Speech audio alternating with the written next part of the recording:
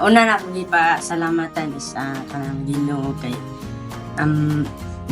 gitatagan din miniyagkuan kanang kusog nga para makaya gid namo. Ang una-una nga magpapasalamat is katong napili ko bilang representative.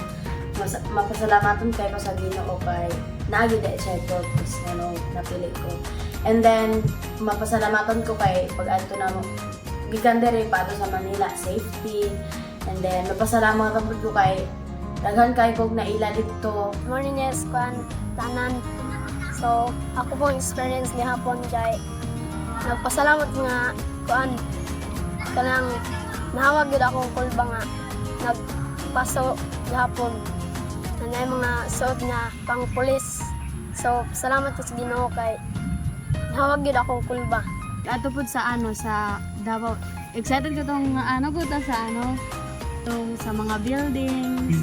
And then katong tong nagsakay ko og escalator.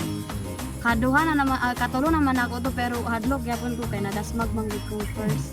Tapos and then kato pong sa airport na-amaze kayo ko atong atong sa airplane kay sa imagination lang nako unta to. And then katong dito na ko kanang nakaingon ko nga dili na ni imagination tinuod na Sa airport dito nasobra na ako excited na kay Ispan kay murag parang magtanaw ko sa pagtanaw na ko sa airplane murag ay niingon ko sa Ginoo nga kayaw na ko ni.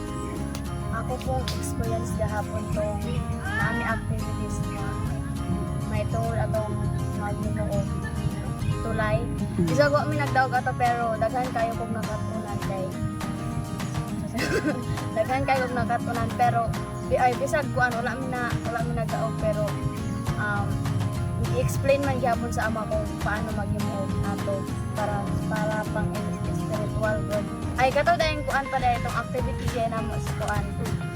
To nana ko ibang friends ato tapos nang naging close na ako sila tapos pagka fashion show na namo is mas nagdaghan na gyud ni kay kuan man daghan man ni kulbaan so sige ginakusay na.